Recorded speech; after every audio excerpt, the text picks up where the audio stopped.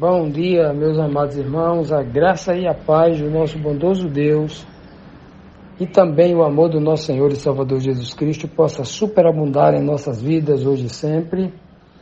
Hoje, sexta-feira, chegamos ao final da lição desta semana, que teve como tema Confronto no Templo, com base no capítulo 2 do livro de João. Hoje nós temos duas perguntas, as duas últimas, né? A pergunta 11 e a pergunta 12. Na pergunta 11 nós temos aqui o seguinte questionamento. Os líderes judeus e sacerdotes não creram nas palavras de Jesus. Isso é um fato, né? Isso está muito claro. E a multidão que estava ali para a festa da Páscoa, creram ou não? Vamos perguntar à Bíblia, porque diante daquele fato, né, em que Cristo ali enfrenta ali os sacerdotes, os comerciantes que estavam diante do templo, diante daquele estresse todo, da repreensão de Cristo, né, da discussão, né, derruba este templo em 3 dias, eu retificarei, diante disso tudo, né, diante desses fatos, como ficou a multidão vendo aquilo? Os fariseus pedindo que ele provasse que era o Cristo, realmente provasse com um sinal, né? E Cristo dando aquela resposta, né?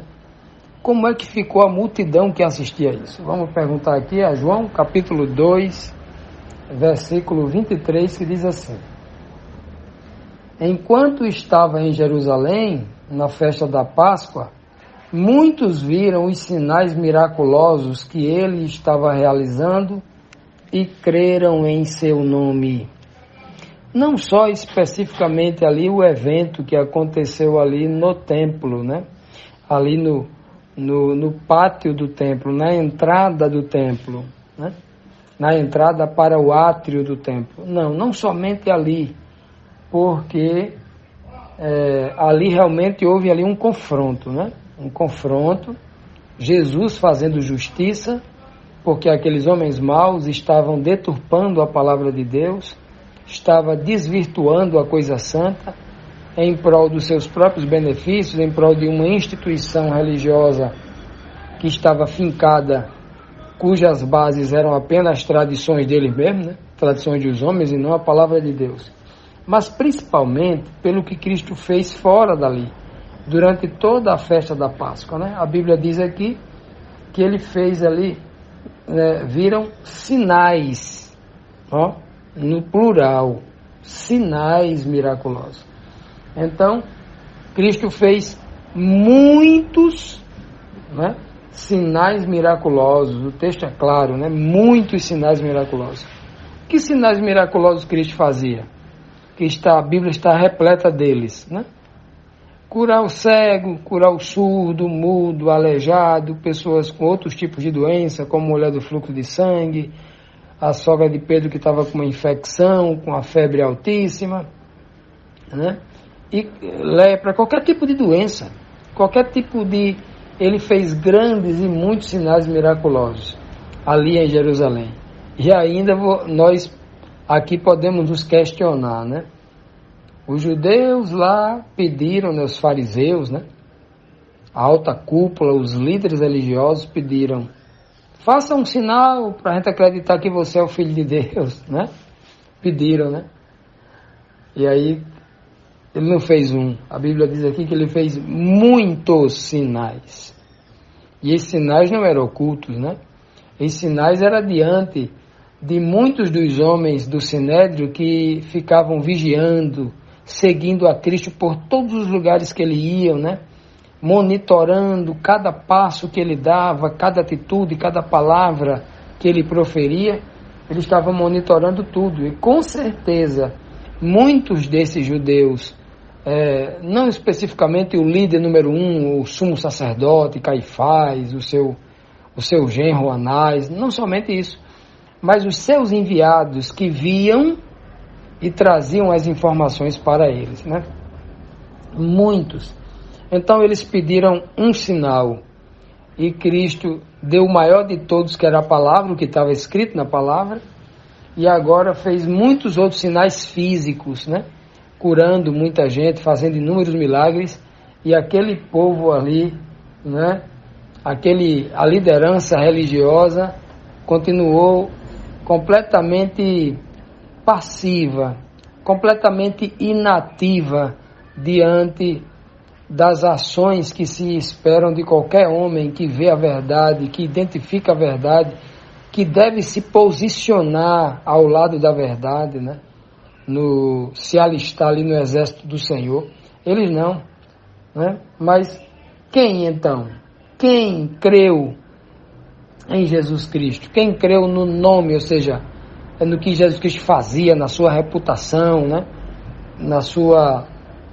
No poder, na autoridade que ele tinha na sua missão que o Pai lhe deu. Quem creu, né?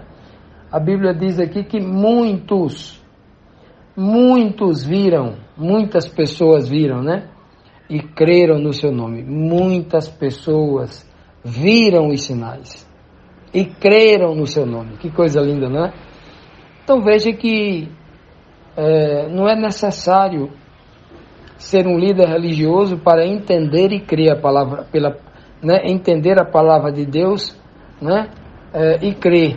Não, pelo contrário, aqui os líderes religiosos, eles nem entendiam a palavra, e porque não entendiam a palavra, já que o crer vem pelo ouvir a palavra de Deus, eles não criam, né? O que aconteceu no passado é o que está se repetindo hoje. Muita gente fica impressionada quando vê um pastor eloquente, né? Pregando ali na televisão, nas mídias sociais, pela internet. Fica impactada, como esse homem é eloquente, como esse homem é sábio. Deixa que eles não conhecem a Bíblia. Tudo retórica, tudo filosofia, né? A grande prova é que a Bíblia nos garante que o que aconteceu no passado é a realidade que está agora no presente e também será no futuro. Nada muda, diz a Bíblia Sagrada. É um princípio fundamental verdadeiro, né? E quem é que creu ali? O povo humilde, o povo simples. Mas os líderes, os que se diziam sábios, nem conseguiam enxergar que Cristo era o Filho de Deus. Hoje é do mesmo jeito. Nós precisamos ser despertados para essa verdade. O Senhor se revela a todo mundo, às pessoas simples. Os líderes são tão gulosos por dinheiro, por poder, por fama, por posição, por títulos, e tudo que esse mundo velho oferece de coisa passageira, estão tão cegos na busca disso, que eles não querem enxergar Jesus Cristo. Eles não querem enxergar a verdade. E aí, os membros também que estão buscando isso, esse tipo de coisa, também serão cegados, né, pelo mesmo erro. Então, amados, fiquemos, né, com a simplicidade do Evangelho, com o que está escrito, com o que Cristo ensinou, porque aí está a verdadeira solução para cada um de nós, as respostas que buscamos e, obviamente, a solução para todos os nossos problemas. Acreditar em Cristo por meio de sua santa palavra. Continuando, amados, vamos agora para a 12ª pergunta, que diz assim: mesmo muitos homens dizendo crer em Jesus como Cristo, como é que Cristo os enxergava? Essas pessoas que viam Cristo fazendo milagre e acreditavam no seu nome, né? Como é que Cristo via essas pessoas? João capítulo 2, versículo 24 e 25 diz assim: mas o mesmo Jesus não confiava neles, nos homens que cria no seu nome porque viam ele fazer milagres, né? Jesus não confiava neles, porque a todos eles Jesus conhecia e não necessitava de que alguém testificasse do homem Jesus. Não precisava que ninguém ficasse, esse homem aqui é bom, esse aqui é isso, né? Não, porque ele bem sabia o que havia no homem, o que havia dentro do homem. Jesus sabia, né? Sempre soube, né? E na condição humana ali, né? Na condição em que ele se encontrava ali, ele sabia quem era o homem. Ora, quem é de nós, dos seres humanos, que não sabe quem é o homem? A Bíblia, ela disseca o ser humano. A Bíblia, ela diz quem é de fato o ser humano e o que cada um de nós devemos esperar do ser humano. Como diz Tiago, como diz o apóstolo Pedro, Paulo também, né? eles, né, fazer aqui uma miscelânea de informações destes apóstolos, dizem que o homem é um poço de mentira, um poço de falsidade, egoísmo, cobiça. São malfeitores, avarentos, desobedientes a pais, a mães, né? Homens obstinados pelo erro. Ele conhece a verdade, mas ele sabe que aquilo é errado, sabe que aquilo vai ter consequências, mas são obstinados, né? Sabe que o veneno mata, mas ainda experimenta o veneno. O homem é assim.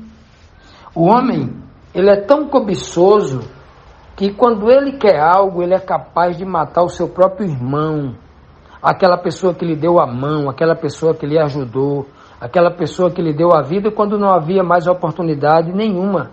Então, ele é capaz, como um escorpião. Sabe aquela história do escorpião que pediu uma carona a uma ranzinha para atravessar o rio? No meio do rio, o escorpião, né, ferroou ali, injetou veneno na cabecinha da rã, e a rã pergunta para ele: por que você fez isso? Agora vão morrer nós dois por causa disso. A rã disse, né? Aí o escorpião, é da minha natureza fazer o mal, né? Mesmo que com esse, fazendo esse mal, ele se mata também. O homem é desse jeito. O homem é mau.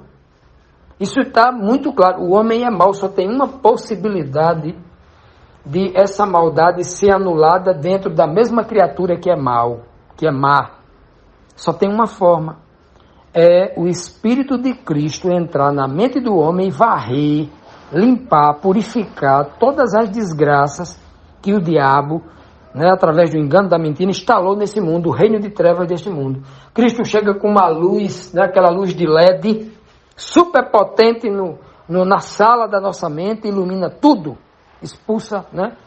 E essa luz vem pelo conhecimento da palavra. Conhecimento genuíno da palavra. Não é o conhecimento da palavra que as instituições pregam defendendo suas ideias, não. Estou falando aqui da verdade absoluta que vem direto da palavra de Deus. Que o Espírito Santo de Deus, né, clarifica em nossas mentes. Estamos falando disso? Então Jesus sabia quem era o ser humano. E todo homem crente verdadeiro que conhece a palavra de Deus sabe quem é o ser humano. Olha, nós temos inúmeros irmãos, pessoas que nós amamos e confiamos. Mas esses irmãos que nós amamos e confiamos e nos sacrificamos por eles, nós temos que esperar desses irmãos em algum momento que eles nos traiam, porque é da natureza do ser humano. E também, né, nós também devemos nos policiar, vigiar e orar para que a gente não traia o nosso irmão, porque há uma carne em nós mesmos, no nosso corpo, que conspira contra nós mesmos, conspira contra a verdade, contra Deus, contra Cristo, contra o reino dos céus inteiro. Está dentro de nós o próprio inimigo. Então Jesus conheceu o homem, inclusive nele mesmo, porque ele veio, como diz Romanos 8,3, né, que ele veio em semelhança de carne pecaminosa, ele foi tentado em tudo, a sua carne, né, queria que ele se inclinasse para o pecado, né? Então Jesus conhecia bem o ser humano, partindo da sua própria pele, sentindo na própria pele todas as desgraças. Então por isso que Cristo disse: eu não recebo glória do homem, eu recebo glória de Deus apenas, porque quem é o homem? O que é que o homem tem para dar a alguém? Ora, se houvesse um homem que soubesse toda a verdade, fosse a própria sabedoria, que ele não morresse, que ele não estivesse submisso à cobiça, não quisesse dinheiro de ninguém, nada de ninguém, vivesse só para ajudar as pessoas, alguém que guardasse a lei espiritual na sua plenitude, se houvesse uma pessoa dessa, aí sim Jesus Cristo poderia confiar nele, mas não há. Paulo diz que não há um justo sequer na terra, só teve um, o nome dele chamou-se Jesus Cristo. Não há nem. Então Jesus sabia quem era o homem. Jesus sabia perfeitamente quem era o ser humano.